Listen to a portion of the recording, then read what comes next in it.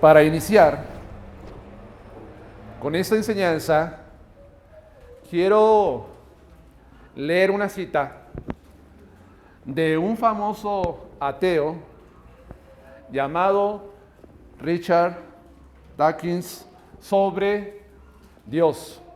Él escribió un libro que se llama El espejismo de Dios. Y él hace una descripción de Dios que en verdad, hermanos, es algo donde se presenta a Dios de una manera muy oscura, donde se distorsiona realmente la imagen de Dios como lo enseñan las Escrituras.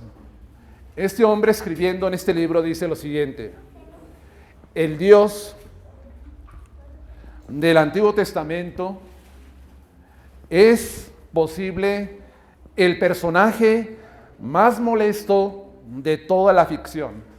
Recuerde que para los ateos, la Biblia no es más que un compendio de mitos.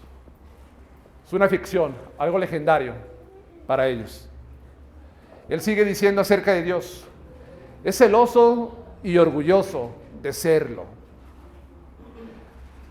mezquino e injusto e implacable, un monstruo, ser vengativo, sediento de sangre y limpiador étnico, un misógino, homofóbico, racista, infanticida, genocida, filicida, o sea, alguien que mata a su hijo, pestilente, megalámono, sodomasoquista, un matón caprichosamente malévolo. Este hombre, eso es lo que él dice en cuanto a la persona y el carácter de Dios. Pero la pregunta es, ¿de dónde nace tal concepción de Dios para que estas palabras tan perversas, blasfemas, un hombre las escriba en un libro y las personas las lean? Si bien es cierto que cuando no se tiene un entendimiento de la palabra de Dios, y por supuesto este hombre leyó las Escrituras en el Antiguo Testamento, y no dudo que haya leído también el Nuevo Testamento, pero al no tener la comprensión, el contexto, un entendimiento más profundo acerca del carácter y la persona de Dios, es por eso que llega a tales conclusiones. Además entendemos que personas así, que no han nacido de nuevo, que no tienen el Espíritu Santo de nuestro Dios, no pueden comprender las cosas espirituales, porque dice el mismo Pablo en una de sus cartas a los Corintios, que estas cosas se han de discernir espiritualmente, por lo cual el hombre natural no puede llegar a un entendimiento correcto de las Escrituras en cuanto al carácter y la persona de Dios. Esto en cuanto a cómo se concibe a Dios, pues obviamente es en el mundo secular, ese mundo que ha rechazado a Dios, que lo ha ignorado, que lo ha sacado de su vida, es la manera que ellos piensan. Pero hay un problema también, que aún dentro de los ámbitos o del ámbito evangélico, algunos también han chocado en sus mentes porque no llegan a comprender la naturaleza, el carácter, la persona de Dios en ciertas enseñanzas. Particularmente la enseñanza que estamos viendo nosotros ya a través de varios domingos en cuanto a la soberanía de Dios para salvar a los hombres.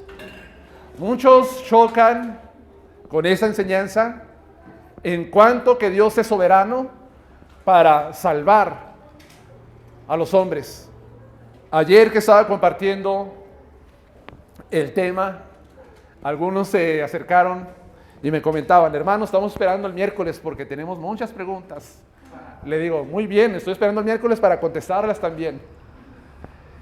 O sea, esto nos demuestra que a veces chocamos. Y yo sé que los que hicieron ese comentario, pues lo hacen de una manera humilde, de una manera, ¿cómo lo puedo decir? Pues amable. Nunca lo hacen con el propósito o el tema de refutar. Amamos a todos nuestros hermanos cuando tienen ese tipo de dudas, de preguntas, y con todo amor estamos para contestárselas el día de miércoles. Ahora, les sigo comentando, aún dentro de el mundo evangélico cristiano, pues hay ese choque pues en las mentes de algunos para entender tal enseñanza. Mire, algunos dicen que no puede ser posible que Dios sea soberano para salvar exclusivamente, que de Él depende, porque es algo que atenta contra la justicia de Dios. O sea, no lo podemos aceptar la enseñanza que tú me dices, o que estás exponiendo, o que predicas, porque atenta contra la justicia de Dios. Hermanos, en un artículo cristiano de una de las más grandes denominaciones en Estados Unidos y en Latinoamérica, escribe lo siguiente en cuanto a la enseñanza de la soberanía de Dios para salvar al hombre. Este artículo dice: esta creencia de la que nosotros estamos hablando falla porque no refleja la vida y actividad de la iglesia primitiva, y asimismo los mandamientos de Cristo de ir hasta lo último de la tierra para predicar el evangelio y hacer discípulos. Además, si la salvación y la reprobación son solo actividad de Dios, sin la decisión humana, entonces Dios es deshonrado y queda como injusto y hasta cruel. Según lo que está diciendo aquí este artículo, es que si nosotros creemos, así como hemos estado enseñando, que Dios es el que decide sobre la salvación de los hombres, lo que va a suceder y lo que está sucediendo es que Dios no recibe la honra, sino al contrario, Dios es deshonrado y queda como un ser injusto y hasta cruel. Este otro hombre, escribiendo en cuanto a la enseñanza de la soberanía de Dios en la salvación, escribe: en mi experiencia, la doctrina causa un sentido de rechazo en todos aquellos que escuchan la doctrina por primera vez. Algo en nuestras conciencias nos revela que esta doctrina distorsiona el amor y la justicia de Dios y atenta contra los principios más elementales de la justicia en nuestras conciencias. Bueno, lo que está diciendo, que cuando alguien escucha esto, lo único que hace es que rechaza. Hay un rechazo, no la podemos aceptar, no la podemos recibir, así por lo cual la rechazamos. Ahora bien, sigue diciendo que esta doctrina distorsiona el amor de Dios. O sea, ya se nos enseñó a través del hermano Josué acerca del amor de Dios, cómo debemos de comprenderlo desde una manera general a una manera especial, pero ellos no pueden entender esto, o sea, no pueden asimilar. Según los que se oponen a esta enseñanza, dicen que es incompatible con el amor de Dios, la enseñanza. Es más, es incompatible también con la justicia de Dios. Y nuestras conciencias son perturbadas por esos principios elementales que tenemos nosotros en cuanto a la justicia. Ahora bien, miren, las personas se han creado una imagen de Dios de acuerdo a sus propios conceptos. Antes de venir a Cristo, muchos de nosotros teníamos una imagen de Dios diferente a la que muestran las Escrituras. Por ejemplo, siempre es muy común que las personas tengan una imagen de Dios de un ser muy bonachón, muy buena gente, ¿verdad? Que trae dulces a los niños cuando llega Navidad, como un ser bueno, como un ser amoroso. Pero la gente no tiene el entendimiento o la comprensión que Dios no solamente es un Dios de amor, sino que también es un Dios de justicia, y que Dios también es santo, 3 veces santo, como dice el libro de Isaías. O sea, traemos una imagen distorsionada de la naturaleza, de la persona de Dios.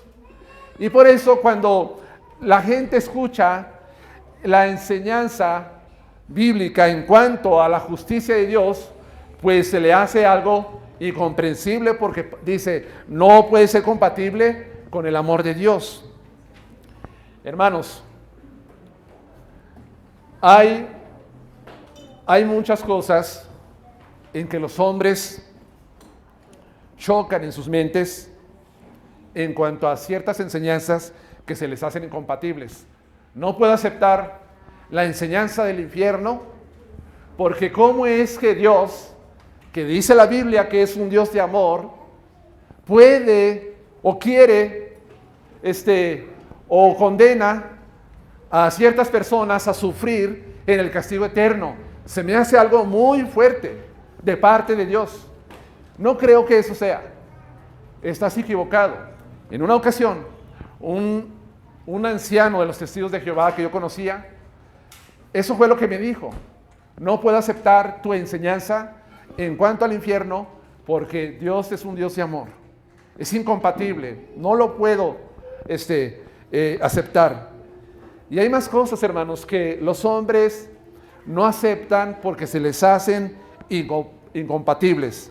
Ahora, ¿qué es lo que pasa? ¿Por qué se llega a tales conclusiones de que Dios es un Dios injusto y hasta cruel, que Dios es deshonrado por la enseñanza que estamos exponiendo?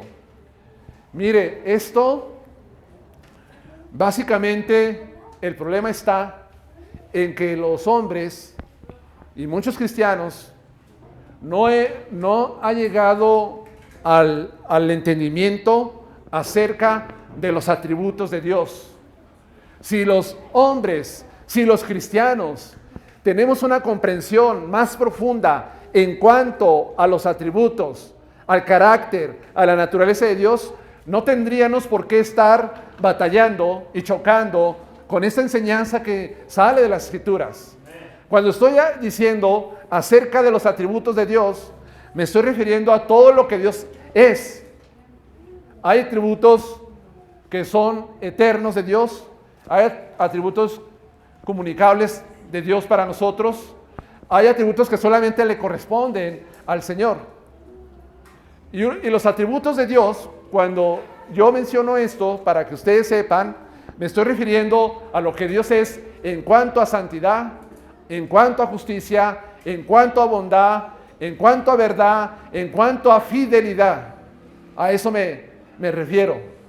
Entonces, como solamente la mayoría de muchas iglesias se centran en el atributo del amor y la bondad de Dios, ignorando la justicia y la santidad, por eso se les hace incompatible la enseñanza, repito, de la soberanía de Dios para salvar. Necesitamos de conocer más profundamente a Dios. Nosotros como cristianos tenemos la responsabilidad, la obligación de conocer más a nuestro Dios, porque ya estamos en las condiciones propicias, necesarias para poder conocer más acerca de Él. Debemos ser conocedores de las Escrituras, de la palabra. Debemos de profundizar más en el conocimiento de Dios. Pablo decía que él anhelaba conocerle más y más y más al Señor. Era un anhelo que él tenía. Es el anhelo que también debe de estar en nosotros.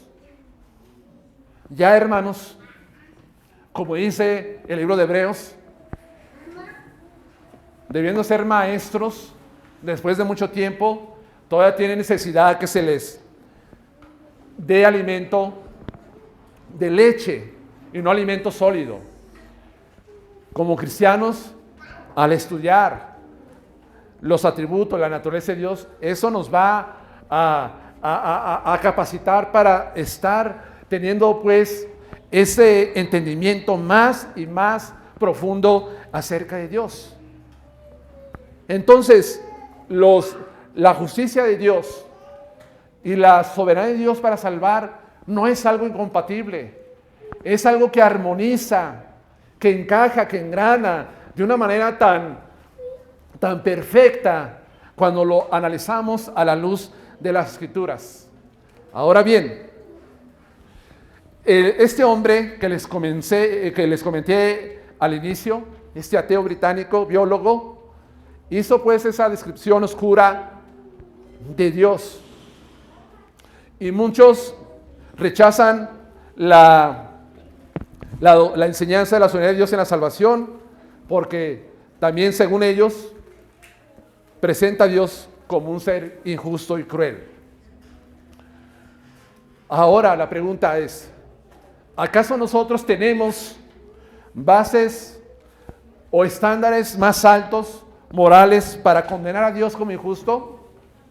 ¿Acaso nosotros podemos decir, no es justo lo que Dios está haciendo en cuanto a esta decisión que Él toma para salvar? No es justo. Mire, como humanos, a veces sucede que hasta pareciera que nosotros quisiéramos elevar delante de nuestro Dios una queja, decirle, no es justo lo que estás haciendo, Dios. No es justo lo que tú haces. No es justo que me tengas aquí por varios tiempo en esta prueba, en esta situación. Si yo estoy sirviéndote, si estoy buscándote, si soy hijo tuyo, no es justo. Creo que hay algunos que llegan a quejarse o alzar una crítica hacia Dios como si Él fuera injusto, como si Él estuviera tratándonos con injusticia por el trato que nos está dando. No es así, hermanos. No es así.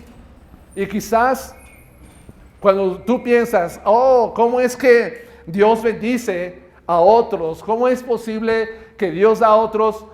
No solamente estoy diciendo cosas cosas materiales, sino que da salud, da conocimiento, da entendimiento, da dones, da capacidades, y y nosotros no hemos recibido como ellos y recibimos poco.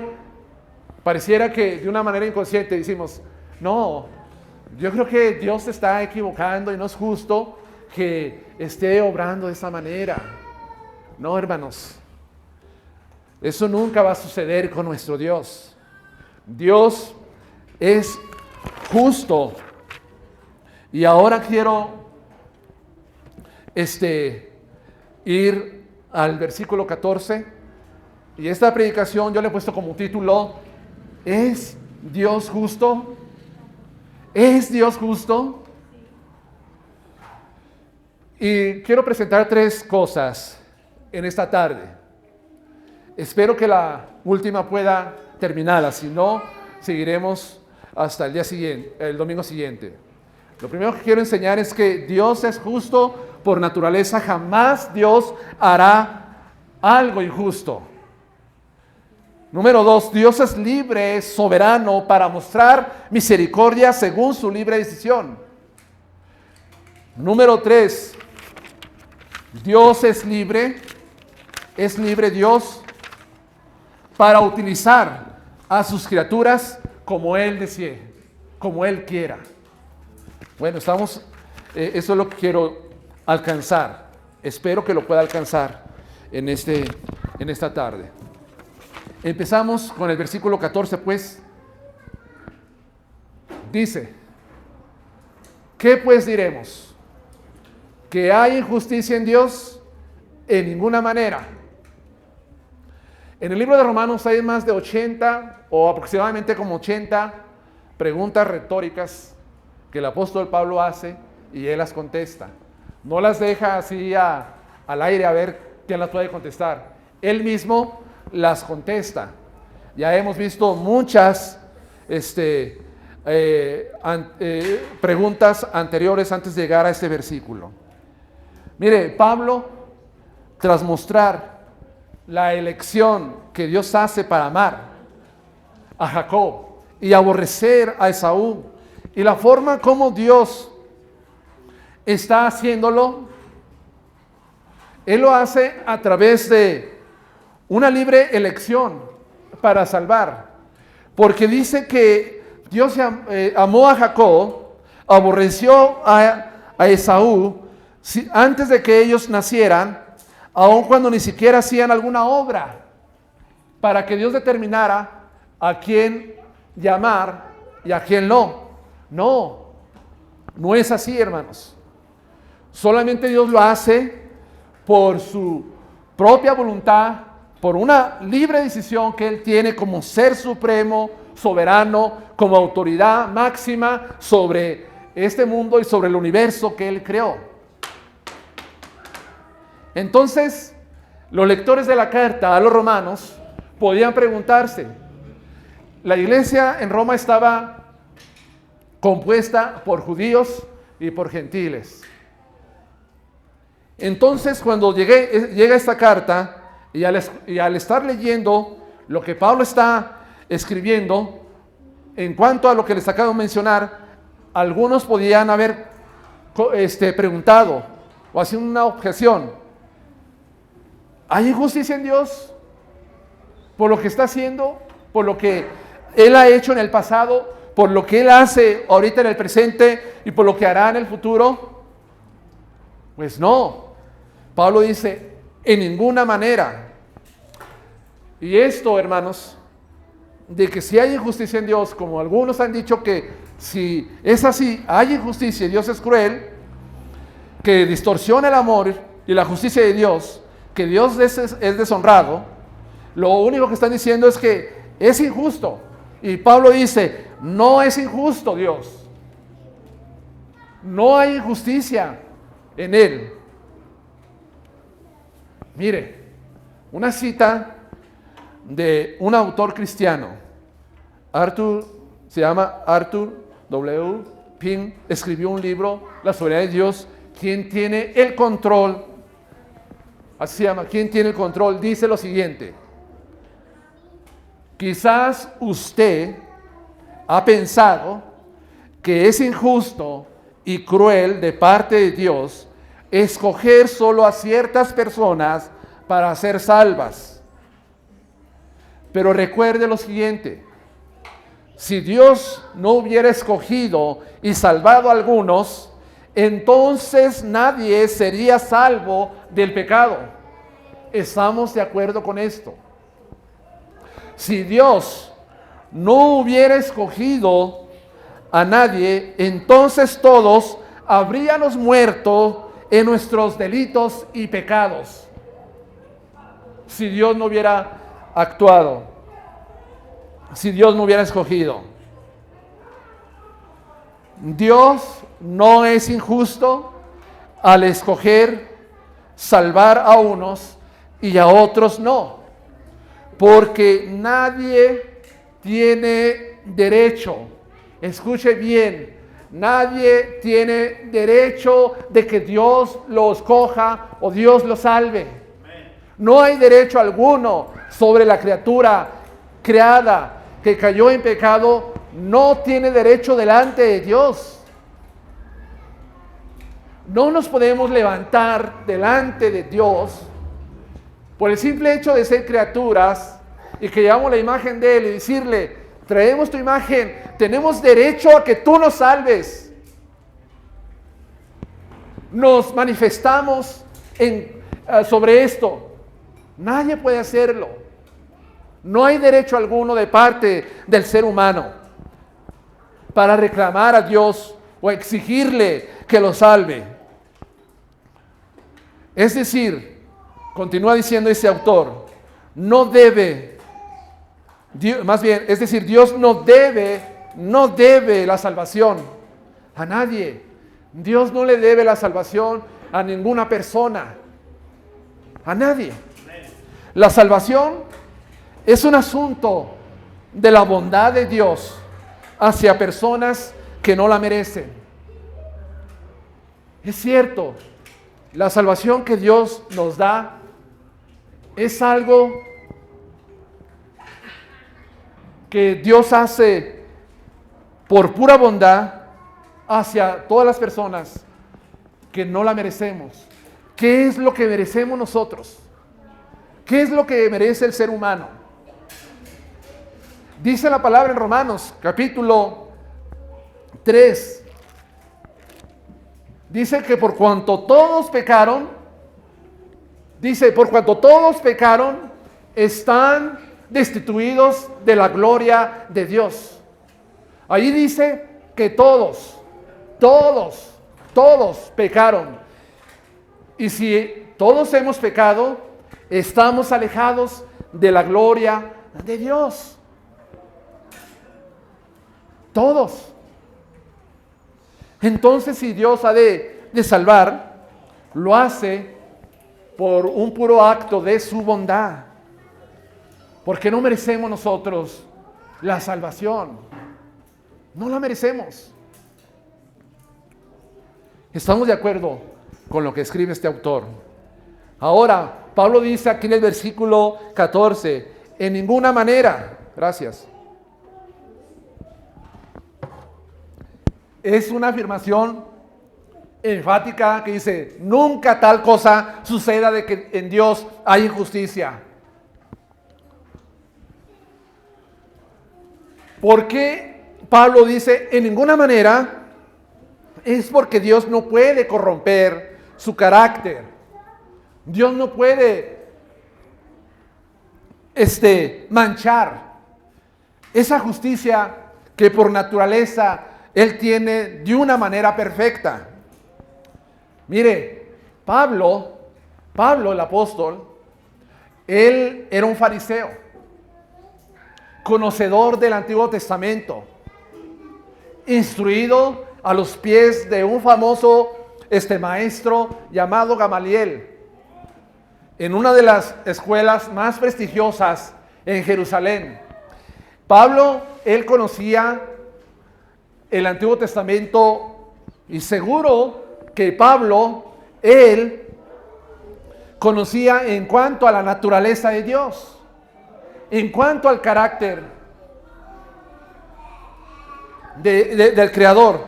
Por eso, en ninguna manera, eso jamás acontezca. Mire, la Escritura hace una revelación de lo que Dios es en sí mismo, en cuanto a su naturaleza, en cuanto a sus atributos.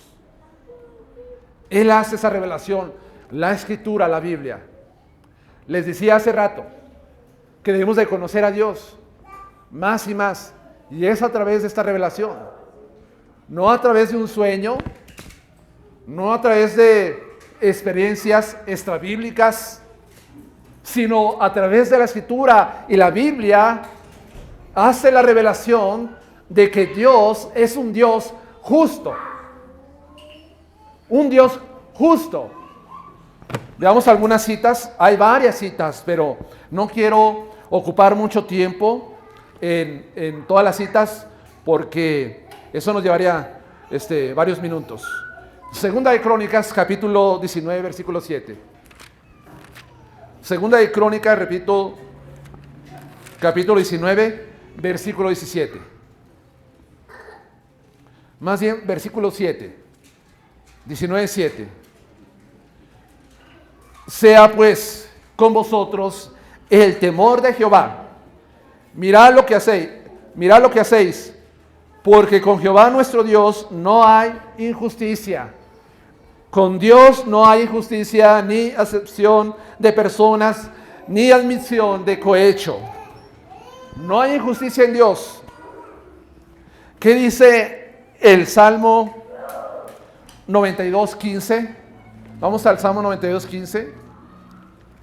Unos libros más adelante. Salmo 92:15. Permítame rápido. Para anunciar que Jehová, mi fortaleza, es recto y que no hay injusticia, que en él no hay injusticia. Entonces, esa es la descripción que hace el salmista en cuanto a la naturaleza de Dios. No hay jamás injusticia. Ahora el Salmo 19, versículo 8. Ustedes se lo saben porque habla acerca de las obras y la palabra de Dios. Dice el verso 8: los mandamientos de Jehová son rectos, que alegran el corazón. El precepto de Jehová es puro, que alumbra los ojos. El verso 9: el temor de Jehová es limpio, que permanece para siempre. Los juicios de Jehová son verdad, todos justos. Los juicios de Dios son todos justos. Entonces, en base a la naturaleza justa de Dios, podemos entender mejor que en Dios no hay injusticia cuando Él llama a unos para salvación y a otros los deja simplemente en la condenación. Dios es justo para juzgar la maldad. Si Dios no juzgara la maldad, entonces dejaría de ser Dios. Pero como Él es Dios justo, Él tiene que juzgar la maldad. Cuando Dios ha traído juicio a un pueblo, a una nación, a personas, es porque la santidad y la justicia de Dios lo demandan. Dios no puede soportar la maldad de los hombres. No puede soportarlo Dios. Mire, cuando se hace la declaración de que Dios es injusto porque Él aniquiló, eliminó a muchos pueblos en el Antiguo Testamento, no puede ser posible que Dios sea así. ¿Cómo que va a mandar aniquilar a niños, a jóvenes, ancianos, a hombres adultos? ¿Por qué hace eso Dios? Eso es injusticia. Eso es lo que decía este ateo. Es injusticia. Pero, hermanos, lo que no pueden ver estas personas cuando hacen tales declaraciones en cuanto a Dios es que no es que Dios lo hizo porque Dios se complacía o estaba en el ocio y solamente quería divertirse de ver cómo perecían personas en el Antiguo Testamento a través del pueblo de Israel, cuando hacía guerra y eliminaba a los pueblos alrededor que estaban asentados en la tierra de Canaán. No, Dios no lo hizo por eso. Dios lo hizo porque Él vio la maldad. Él vio la maldad de estos pueblos. En Deuteronomio 9:4, Él le manda a decir a este Moisés, en Deuteronomio 9:4, dice el versículo: no penséis en tu corazón cuando Jehová tu Dios los haya echado delante de ti, diciendo: por mi justicia me ha traído Jehová a poseer esta tierra. No era porque los judíos fueran más justos. También tenían ciertas cosas. Continúa diciendo: pues por la impiedad de estas naciones Jehová las arroja delante de ti. ¿Qué es lo que sucede pues? Es por el pecado, por la maldad, por la impiedad que Dios eliminó, exterminó a pueblos. Porque Él es justo para juzgar. Mire, por ejemplo, la narración que hace la Escritura en cuanto a la ciudad, a la ciudad de Sodoma y Gomorra, donde cae fuego del cielo, donde Dios extermina a todos, y es un pueblo que ya no volvió a existir, que quedó eliminado de este mundo. ¿Por qué lo hace Dios? Por la maldad y la impiedad. Cuando los visitantes llegan y tocan a tocan a Lot. Sus visitantes, los hombres de la ciudad, se juntan, se amotinan a las puertas de Lot. Ábrenos, Lot, ábrenos. ¿Cuál era el propósito que estos hombres de esta ciudad tenían?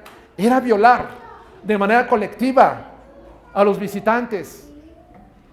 Era una práctica habitual en las naciones, según los historiadores, de que los que eran vencidos en la guerra los violaban y los trataban como mujeres. Entonces Dios tenía que juzgar a estos pueblos, a los pueblos cananeos.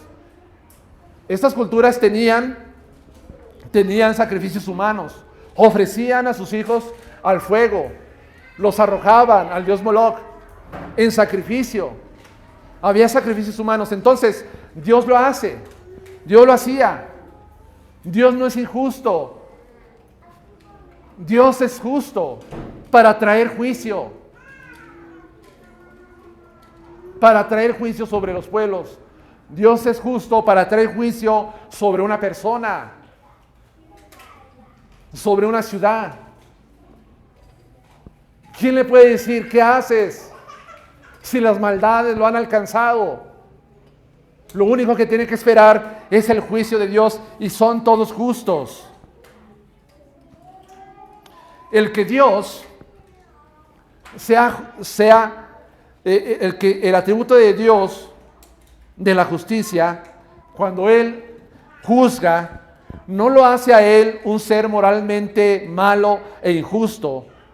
Cuando se ve o cuando se entiende la naturaleza vil del pecado. O sea, muchos no entendemos lo vil que es el pecado ante los ojos de Dios, cómo Dios percibe el pecado. Y si no entendemos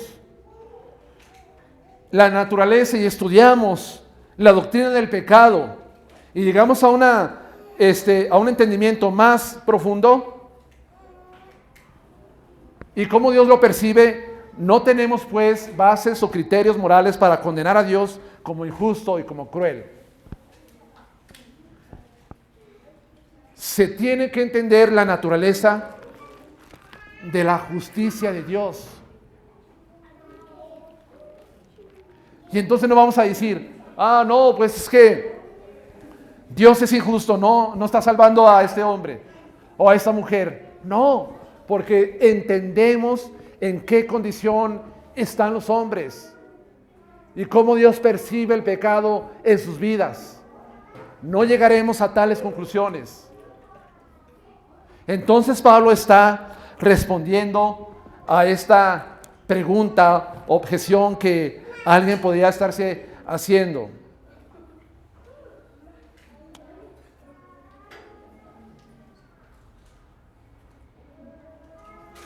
Me gusta también una cita de otro autor cristiano, Lewis Parry Schaeffer. Él hablando en cuanto a lo que Dios puede hacer en su justicia, dice lo siguiente: Dios es justo en el sentido absoluto de la palabra. Repito nuevamente, Dios es justo en el sentido absoluto de la palabra, juez de todo lo malo y ejecutor de la sentencia que sus justos juicios tienen que imponer. ¿Estamos de acuerdo? Entonces, si Dios condena a todos los hombres, si Dios nos condenara a todos, a todos, en base a su santidad y justicia, Dios sigue siendo justo. Si Dios hubiera decidido no enviar a Cristo a morir por nosotros, Dios seguiría siendo justo. Absolutamente justo. Es Dios.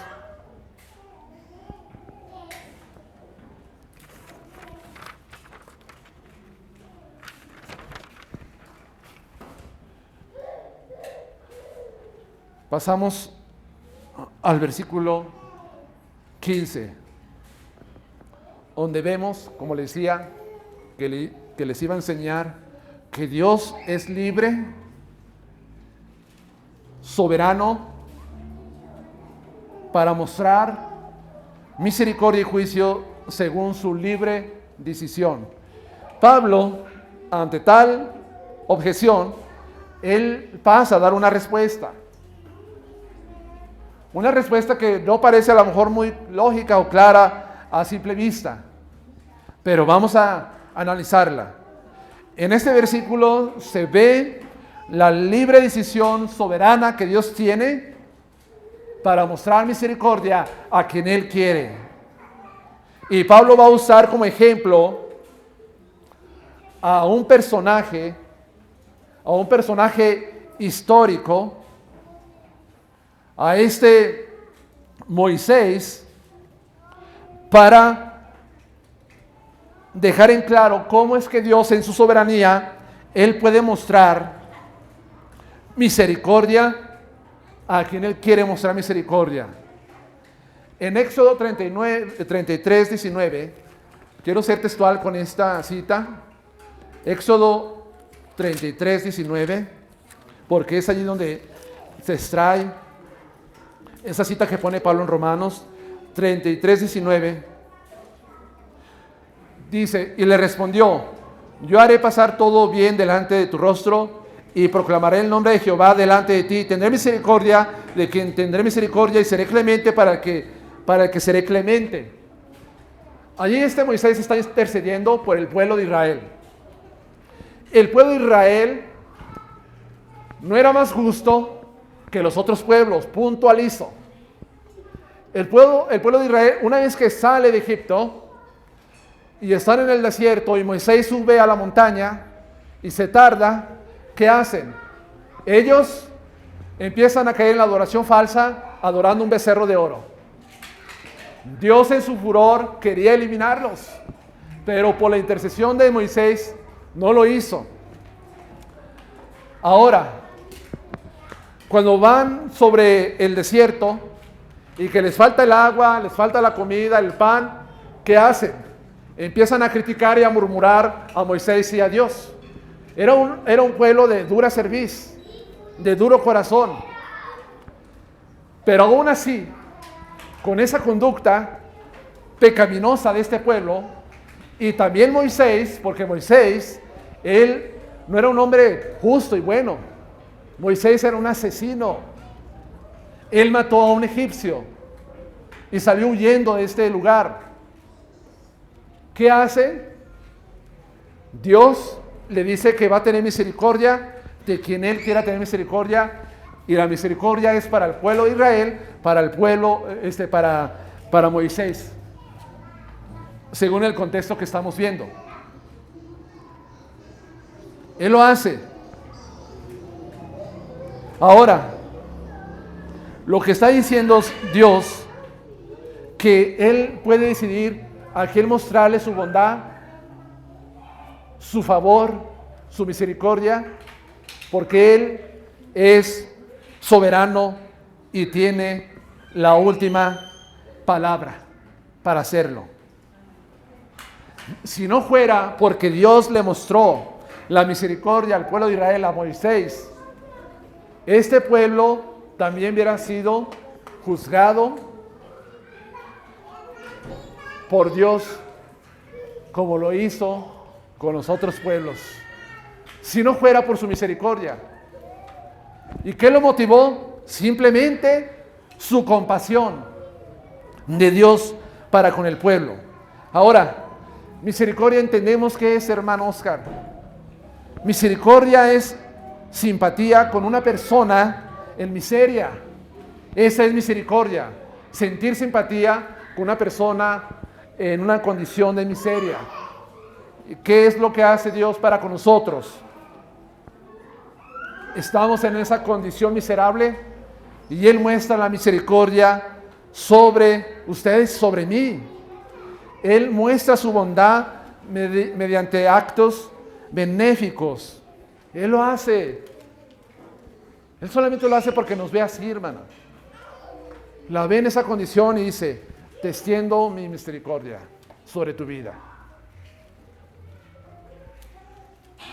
Algunos han dicho que la misericordia es que Dios no nos paga conforme a lo que sí merecemos. ¿Qué merece el ser humano? Merece la muerte, el infierno, el castigo eterno. Eso merecemos. Pero Dios en su misericordia no nos paga o no nos da lo que merecemos.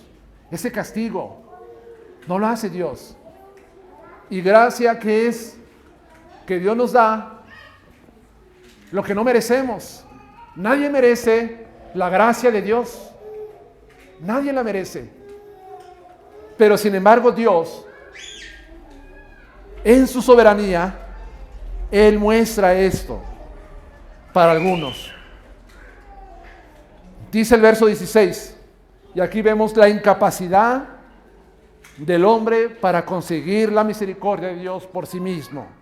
Porque el verso 16 dice: así que no depende del que quiere, ni del que corre, sino de Dios que tiene misericordia.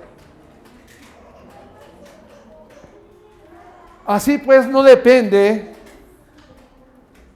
de que el hombre quiera o se esfuerce, sino que Dios tenga compasión. Es lo que está diciendo. Mire, con estas palabras Pablo está o quiere enfatizar o está mencionando que el deseo y el esfuerzo no son fuente de elección para que Dios nos muestre su misericordia para salvación. Cuando dice el que quiere, obviamente habla del deseo, y como dice un autor cristiano, con estas palabras excluye la fe y las obras como fuentes para que Dios nos elija. La fe, sí, hermanos, porque algunos han dicho, es que Dios escoge, Dios llama, porque va a ver que este Jesse va a creer, va a tener fe. Mentira. Si así fuera, la salvación no depende de Dios, sino depende de la decisión tuya. ¿Y quién tiene pues la autoridad sobre decidir quién se salva y quién no? No es el hombre, es Dios. No es a través de esfuerzo o obras del que se esfuerza. No, porque dice la palabra de Dios en Efesios capítulo 2, versículo 8 y 9, que no es por obras para que nadie se gloríe. No es por obras, no es por esfuerzo alguno que el hombre quiera alcanzar la misericordia de Dios. Y hay mucha gente esforzándose que quiere alcanzar la misericordia, el favor de Dios a través de los propios méritos humanos. Y dice que no es así. Lamentablemente, aunque la gente haga un sacrificio de irse descalzo hasta la basílica allá en México, no es del que se esfuerza. No es que porque usted esté dando dinero a las personas necesitadas o porque sea una buena persona. No es por eso. No depende del que hace ese esfuerzo, sino de Dios que tiene misericordia. Es Dios que dice, aunque yo en ti te pongo mi compasión, no tienes que hacer nada, solamente lo decido y lo hago. Ahora, hermanos, ahí vemos que Dios es libre para decidir a quién mostrar pues la misericordia. Pero también Dios es libre para decidir a quién manifestarle el juicio. Dios también tiene esa libertad de decisión para traer juicio a quien Él quiera. Porque el versículo 17 y 18 dice, porque la Escritura dice a Faraón, para esto mismo te he levantado, para mostrar en ti mi poder y para que mi nombre sea anunciado por toda la tierra. De manera que de quien quiere tiene misericordia y al que quiere endurecer, endurece. Ahora Pablo toma el ejemplo de Faraón, de cómo Dios le dio un trato diferente a Moisés, a la nación de Israel. Y Pablo usa este ejemplo también de un personaje histórico para mostrar que Dios a quien quiere puede traer el juicio sobre su vida. Él lo hace. En Éxodo 9:16, rápido. Éxodo 9:16. Porque está también esta cita allí. Éxodo 9:16. 9:16.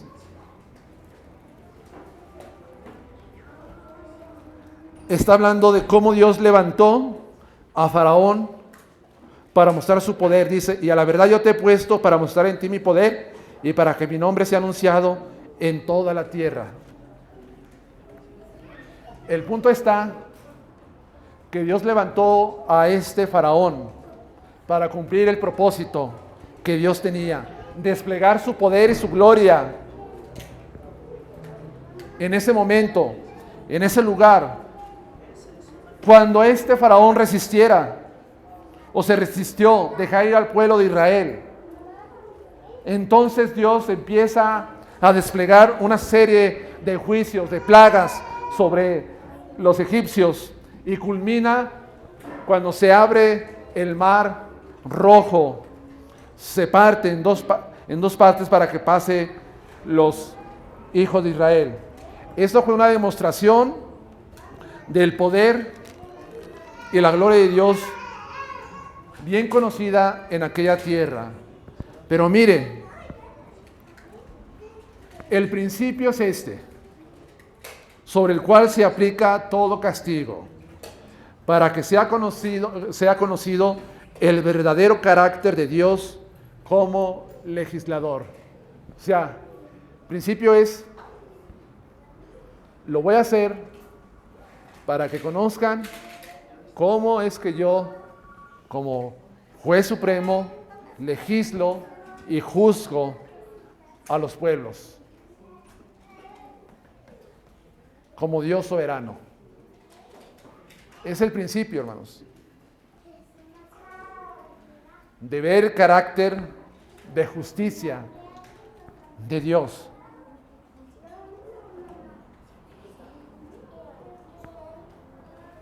Entonces dice, volviendo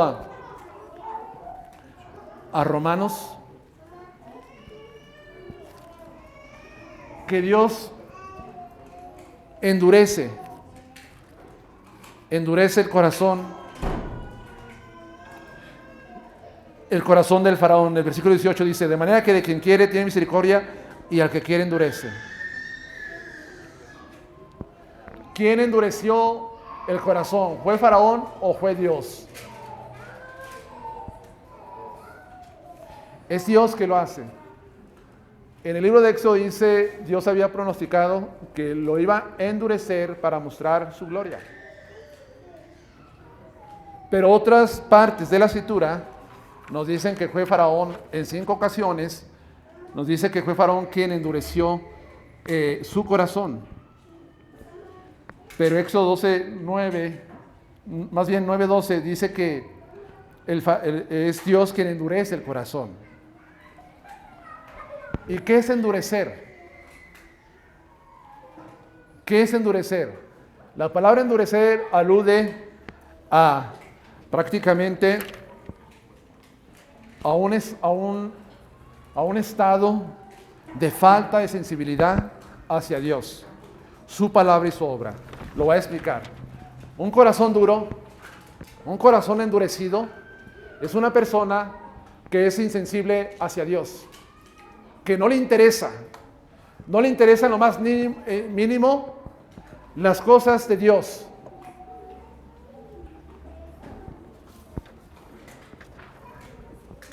No quiere escuchar su palabra. Es insensible a la palabra de Dios. Es insensible a la obra de Dios, a la obra de salvación que Dios ha hecho. Para ponerlo lo que hizo Cristo, o a sus obras en general. Esa es una persona endurecida, que tiene mucha falta de sensibilidad hacia Dios.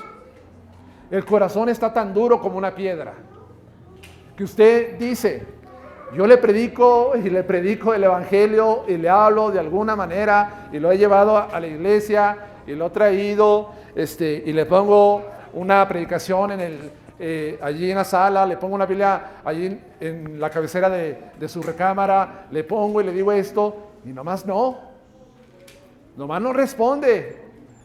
Es una persona endurecida. Ahora, la cuestión, hermanos, no es quién endurece a quién en cuanto a Faraón, si él mismo o si es Dios. Porque al final Pablo le atribuye que el endurecimiento del corazón del Faraón es porque Dios lo hizo. Se lo atribuye a Dios, que Dios endureció el corazón. Ahora, no imaginemos nosotros que este Faraón es un hombre noble, un hombre generoso, un hombre bueno, un hombre compasivo, un hombre moralmente justo, humanamente, vamos a entenderlo así. No imaginemos a Faraón así. La misma escritura describe a Faraón como un hombre soberbio y arrogante. Éxodo 9:17 nos habla que su soberbia de Faraón. Entonces Faraón era un hombre pecaminoso y malo.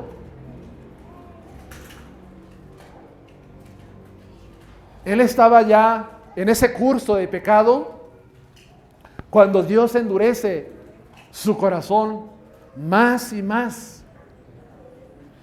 Ahora, cuando hablamos de endurecer, ya le dije que es falta de sensibilidad hacia Dios, hacia su palabra, hacia la obra de Dios. Debemos de entenderlo de esta manera también. Simplemente Dios quita todo freno sobre este hombre para que siguiera el propio curso de su pecado. O sea, Dios quita el freno sobre su vida. Lo que conocemos, su gracia común, lo quita. Y una vez que Dios quita eso, este hombre solamente sigue en la misma dirección en la que su corazón ya estaba apuntando, pero a un nivel de maldad más alto, más elevado que al principio.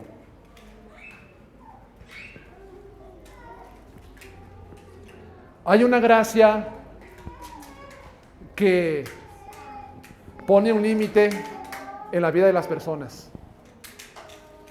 Aunque no sean cristianas, regeneradas, hay una gracia que se conoce como la gracia común de Dios, que ahí está frenando la maldad de los hombres. Y por eso ustedes ven a veces que hay personas que pues son personas que se conducen de una manera recta, que no hacen mal, que no se meten con nadie, que no son cristianas. Pero hay esa gracia que Dios tiene sobre ellos, esa gracia común. Pero también vemos que hay personas que llegan a niveles de maldad más que otros. ¿Verdad que sí? Asesinan, secuestran, violan, lo que ustedes quieran. hacen muchas cosas.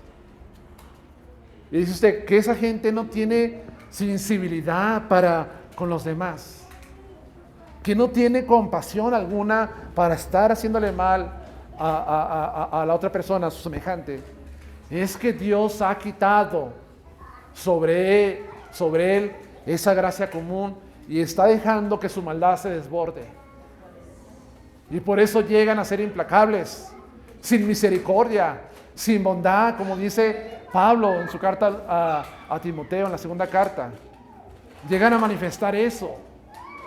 Eso es lo que pasa con Faraón. Fue endurecido para que siguiera el curso de su propia maldad. Pero fue Dios quien lo hizo. Es Dios quien lo hace. En su libre elección. Aquí voy a parar. Y vamos a continuar con el versículo 19 la siguiente semana. Pero quiero concluir con lo siguiente. ¿Quién se puede levantar